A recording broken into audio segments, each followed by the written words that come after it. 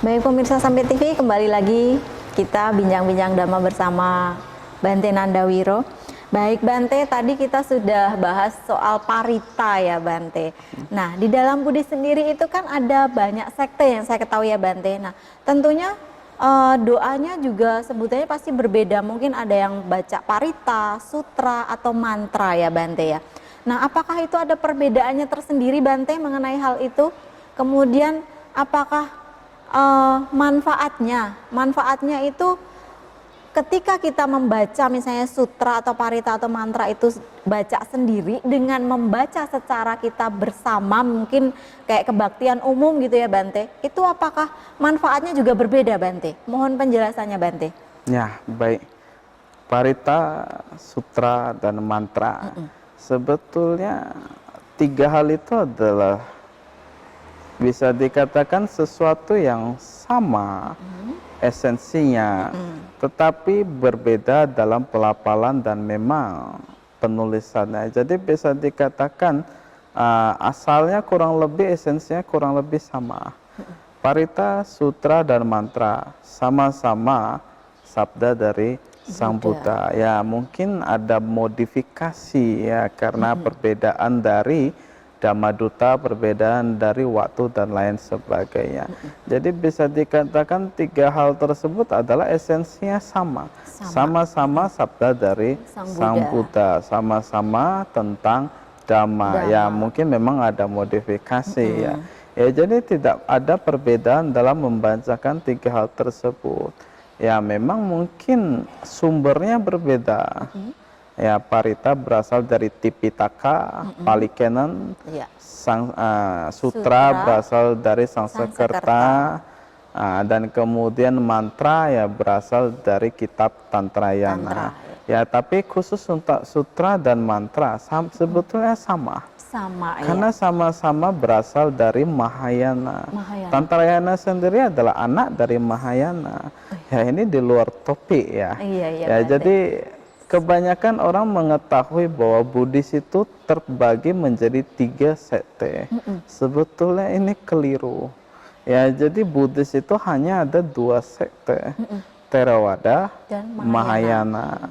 Dalam catatan dari konsili keempat, ya pada saat perpisahan atau perpecahan muncul, hanya ada dua sekte. Satu Mahayana, satu Sastrawida, yang kita kenal sebagai Theravada. Tidak ada sekte lain yang muncul ya di luar dari tiga itu. Baik Bante, ini cuman untuk pengetahuan kita saja ya Bante mengenai Buddhis itu sendiri. Kemudian manfaatnya tadi sendiri bagaimana Bante? Apakah ada manfaat khusus ketika kita membaca sutra, mantra, atau parita? Dan ketika kita membaca sendiri dengan membaca secara bersama-sama seperti puja bakti umum, itu ada perbedaannya tidak Bante? Manfaat yang akan kita peroleh Bante tentunya. Sebetulnya ini kembali kepada individu. Ya, apakah dia menjadi sungguh-sungguh ketika berada, ketika membaca secara bersama-sama, atau dia semakin menjadi malas? Ya, saya kadang melihat ada mereka yang ketika bersama-sama dalam satu grup justru cuma komat kamit tanpa ada suara. Ya, karena mungkin dia merasa suara berasal sudah banyak. Jadi dia menjadi malas, ya, menjadi malas dan bahkan bisa dikatakan menjadi tidak niat lagi untuk melakukan puja. Tentu ya ini tidak akan mendapatkan hasil yang maksimal. Dan apabila dia melakukan sendiri lebih rajin ya maka lebih baik lakukan sendiri saja. Ya, tapi kalau dia secara bersama-sama justru semakin rajin, semakin manfaatnya mungkin lebih besar semangat, lagi ya, manfaatnya lebih besar lagi. Ini bisa dikatakan seperti ya bonus lah ya. Pemain game mungkin lebih mengerti ya, karena semakin mereka memiliki grup semakin banyak ya mereka mendapatkan bonus semakin tinggi ya, ini sama. Baik Bante, kemudian Bante ini sebagian umat ini Bante ya, atau orang atau umat Buddha itu sendiri kan ada yang pelajar, kemudian mereka bekerja, dan sebagian mereka itu waktunya tersita di situ Bante. Nah, sehingga mungkin ada yang jarang sekali membaca parita atau mantra dan sutra, bahkan tidak pernah ke wihara.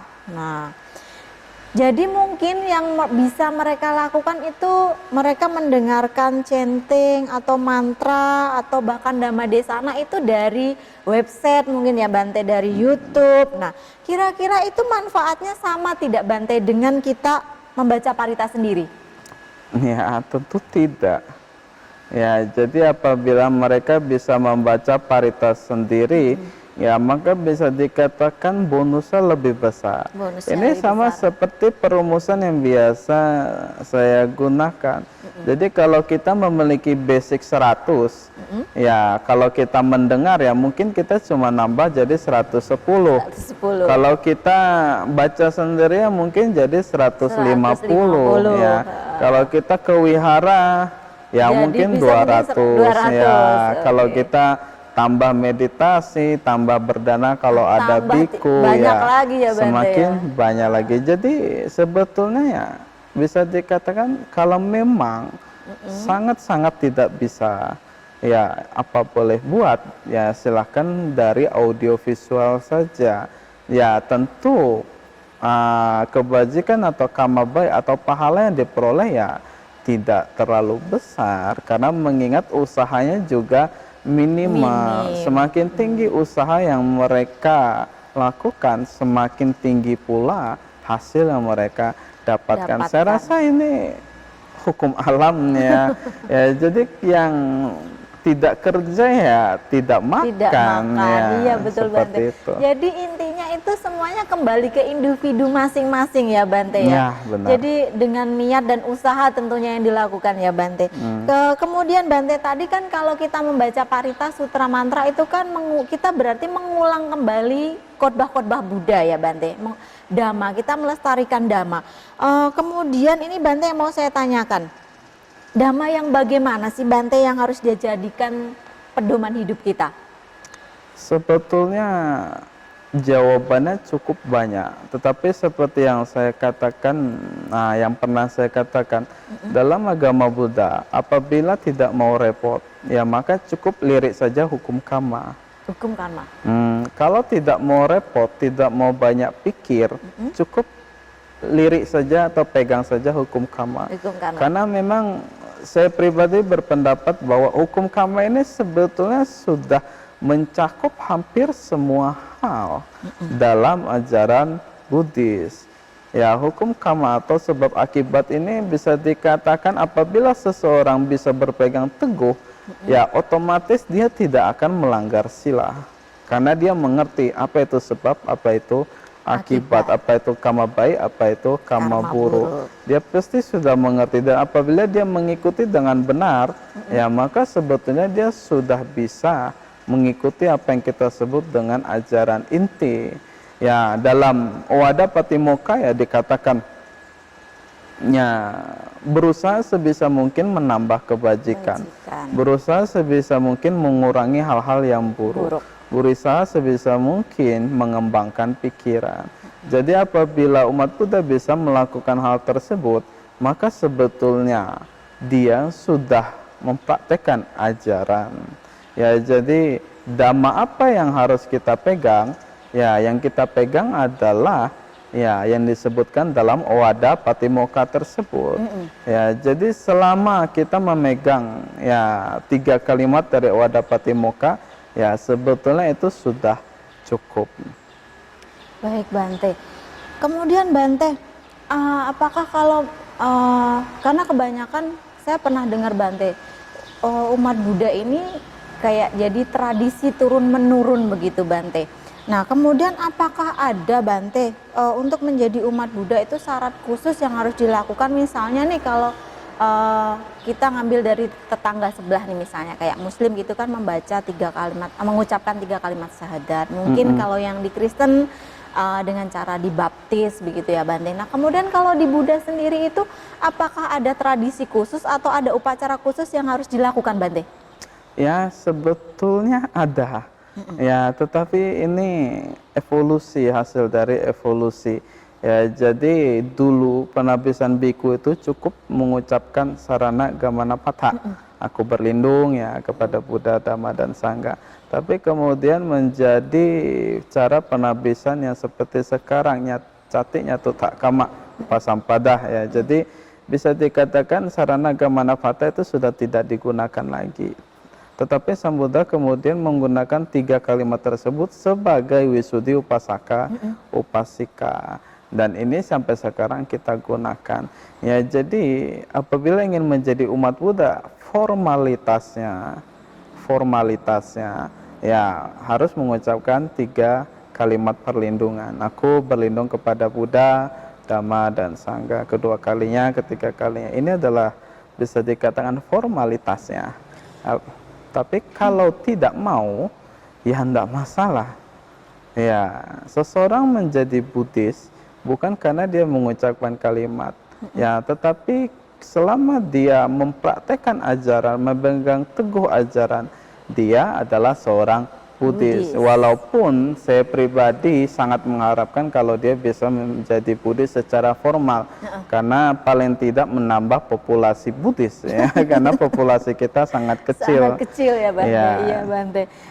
Kemudian Bante, jadi kan tadi membaca 3 perlindungan ya Bante. Nah, kemudian saat kita membaca itu Bante, apakah ada tempat khusus gitu Bante, ataukah harus di depan misalnya para biku atau altar, atau kita bisa baca sendiri dimanapun kita berada Bante?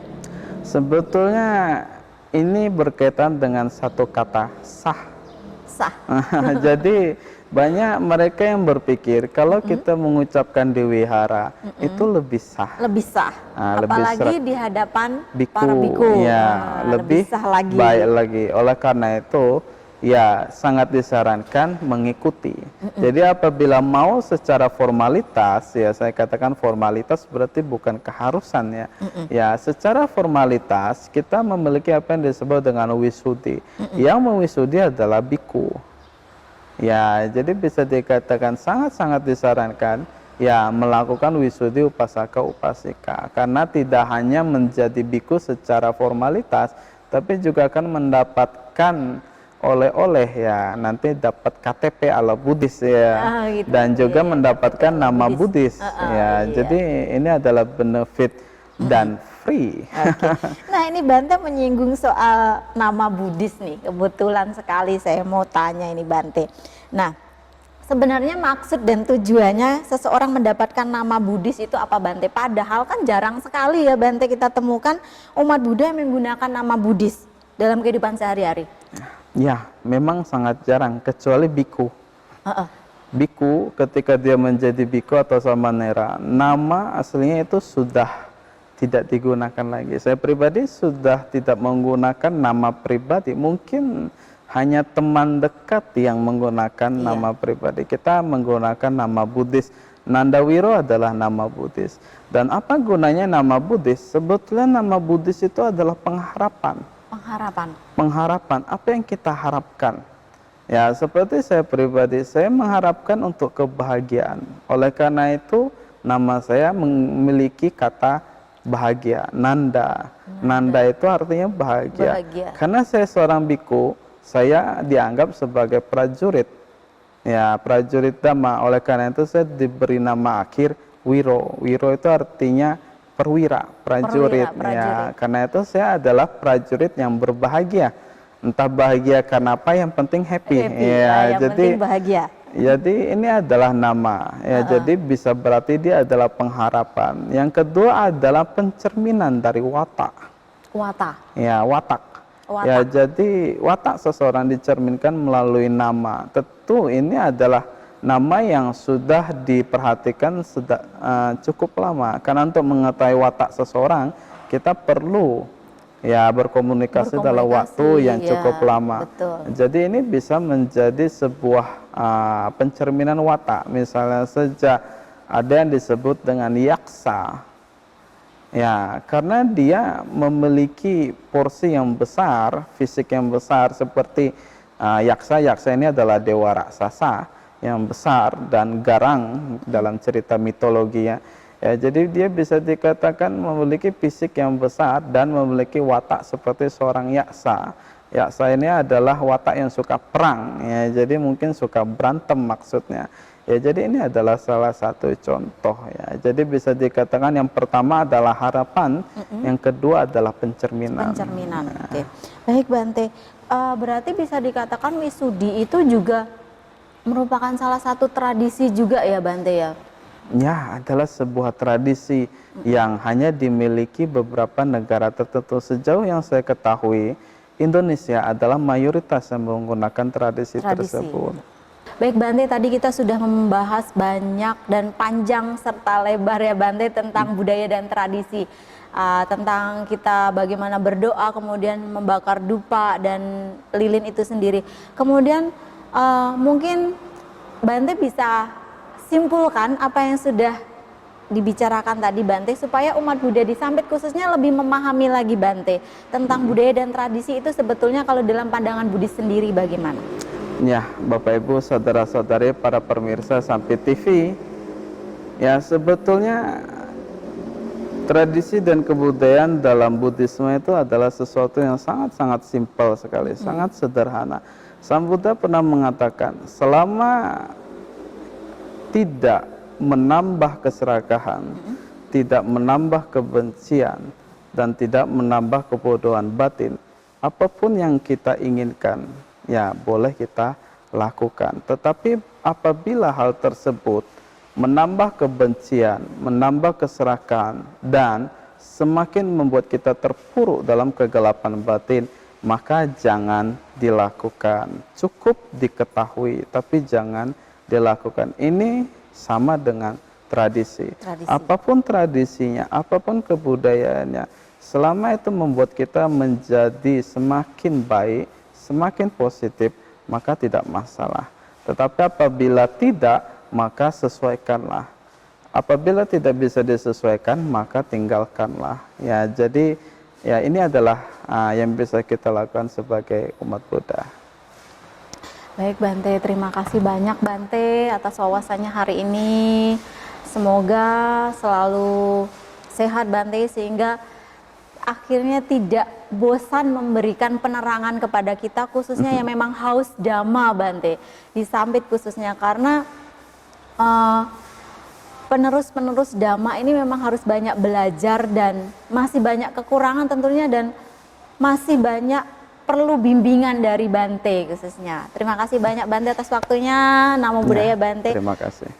Baik pemirsa Sampit TV, demikian acara Mimbar Agama Buddha pada hari ini.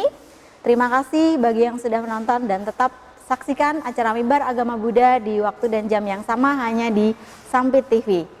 Namo Buddhaya.